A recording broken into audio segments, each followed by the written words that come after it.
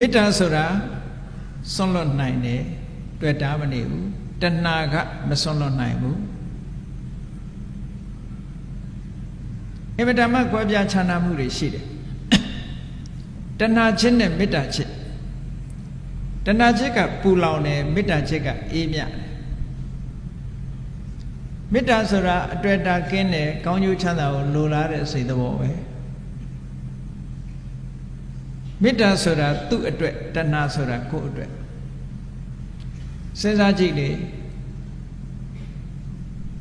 လူတွေကဘယ်သူကိုခင်ပါတယ်ချစ်ပါတယ်နဲ့ပြောနေကြတကယ်ချစ်တာဟုတ်ကလားလို့ဆိုတကယ်ဆန်းစစ်ကြည့်လိုက်တဲ့အခါကျတော့သူ့ကိုချစ်တာမဟုတ်ဘူးသူမြင်နေရလို့ရှိရင်ကိုယ်စိတ်ချမ်းသာအဲ့စိတ်ချမ်းသာမှုလေးကိုချစ်တာ